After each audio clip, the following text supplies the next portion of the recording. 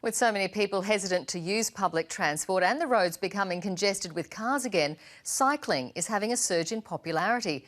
Advocates are hoping it'll be permanent, but they're calling for changes to make urban centres more cycle-friendly.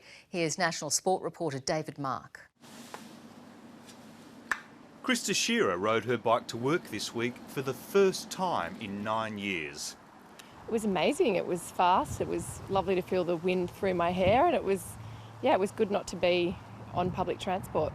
The Sydney-based Recruiter is one of tens of thousands of Australians creating an unprecedented surge in cycling's popularity.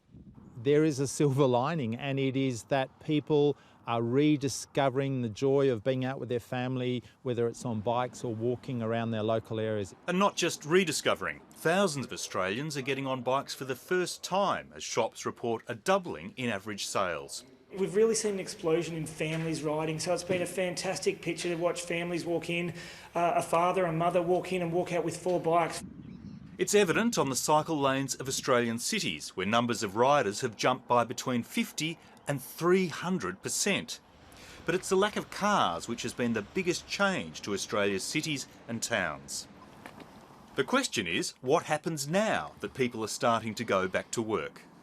There is an enormous tsunami of problems coming out of COVID to rebuild our economy. It is that public transport will not be able to carry the people that it normally carries. But there's a catch. If everyone gets into their car, the roads won't move. It's why some cities are taking action. London will extend its car-free zone into one of the largest in the world to make it safer for cyclists and pedestrians. Krista Shearer says her experience of riding to work was a good one, but there are concerns that other new cyclists won't find it so easy. The increase in people walking and riding has highlighted the lack of infrastructure that we have. And this is what frustrates cyclists so much, a dedicated cycle lane on a busy road that suddenly stops. What will happen is people who've bought all these bicycles and they thought, oh, I could try my ride to work, they'll do it once, they'll get a horrible scare or they'll get knocked off their bike and they won't ride again.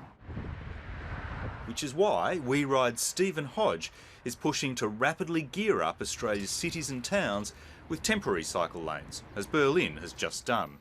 They can be put in place within days. If there are multi-lane roads, a lane can be devoted to a cycleway. And then make a permanent change. It is the time that we must take some steps to make sure we allow people to keep riding, keep healthy, keep active. Australian governments are still weighing up the options, but there is a mood to seize the moment and remake our cities. David Mark, ABC News.